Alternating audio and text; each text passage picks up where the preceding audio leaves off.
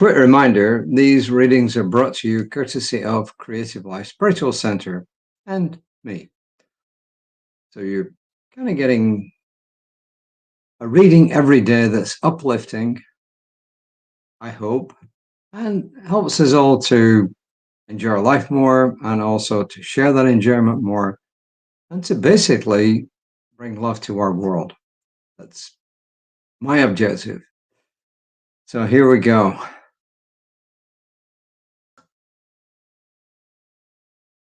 First quote is from an English poet of several hundred years ago. He was actually one of the mystical poets called John Donne, Donne. And it's a famous piece. It's called For Whom the Bell Tolls.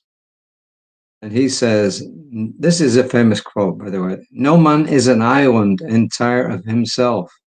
Any man's death diminishes me, for I am involved in mankind. Therefore, never send to know for whom the bell tolls. It tolls for thee.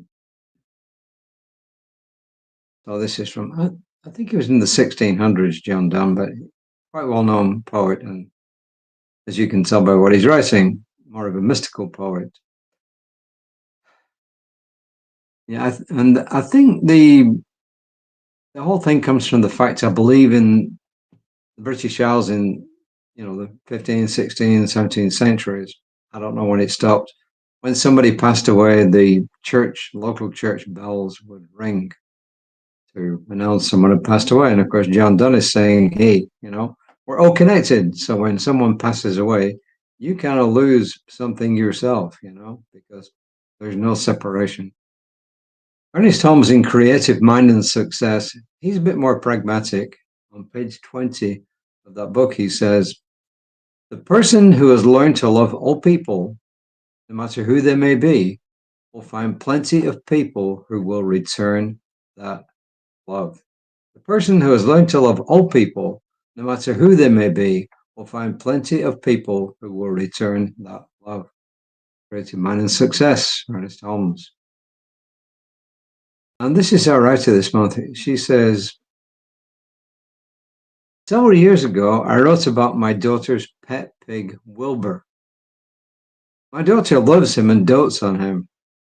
When I visit, I see a homely animal who growls at me and doesn't want me near him. The lesson is that my daughter looks beyond the surface appearance and sees the beauty within. It works the same way. People. He says it's so. Oh, it's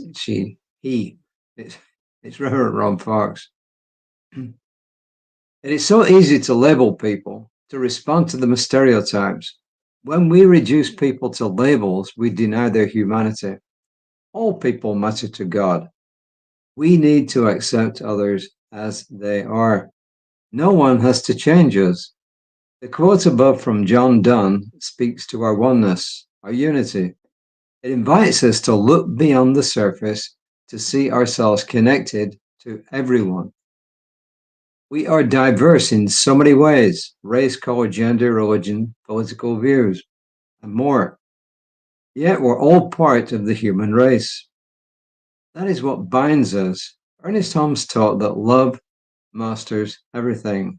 He wrote, we can so train our ears to listen to the divine harmony within that we shall reproduce its melody, its rhythm, and its beauty in all our ways. Imagine what life would be like if we all did that. So, several lessons here, right? First one is that we're all connected.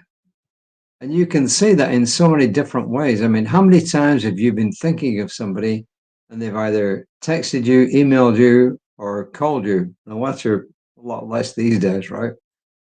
But how many times that happened to you? It's happened to me a lot. I'm just thinking about somebody and the next thing they contact me in some way.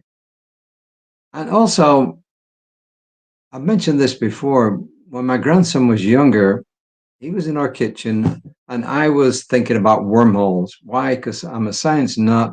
I also love science fantasy, science fiction, but I like real science as well. And I think I must have been reading about it because what was going on in my mind was wormholes. I don't know if I've been watching Star Trek or something, whatever. But anyway, wormholes. I was thinking about wormholes. And then my grandson, and I had not spoken out loud, said to me, Opa, that's his name for me, what's a wormhole? And I was just kind of flabbergasted. But it's just another example of how we are all intimately connected. We're connected in lots of different ways. We're connected especially through what Ernest Holmes called the race mind, what Carl Jung called the group human subconscious, which Freud didn't ascribe to, but Jung came along later and said, no, Freud developed this idea of the subconscious mind. And Carl Jung came along and explained, no, it goes deeper than that. There's actually this group human subconscious mind. And then there's the universal mind. So we're connected through all these different ways. And I'm sure you have seen lots and lots of different ways in which you see these proofs of our connection. And especially once you start looking for them, you see them even more, right? So that's the first thing. We're all connected. The second thing Ernest Holmes is advising us to is to take some quiet time. We talk often about, hey, spend some time in building up your spirituality each day, however you define spirituality. Take some quiet time, read some good stuff, listen to good things, and above all, just, maybe just go and breathe or listen to a mantra or say your own mantra for 5, 10, 15, 20 minutes, whatever it turns out to be. And Holmes is saying that when we start doing that as a practice, we'll start making even more connections and knowing our connectedness with everything, including that which brought everything into existence.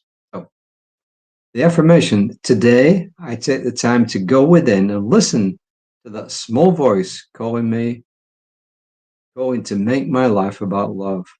Today, I take the time to go within and listen to that still small voice calling me to make my life about love. I accept everyone as a unique child of God, and I rejoice that we're all brothers and sisters. I accept everyone as a unique child of God, and I rejoice that we're all brothers and sisters. And I claim that these are the truth. Because I claim them the truth, I'm grateful for them. I'm able to release this into divine law, which in its own magnificent way always says, yes, I'll be back tomorrow. I got to work out the time because, hey, it's the 4th of July tomorrow.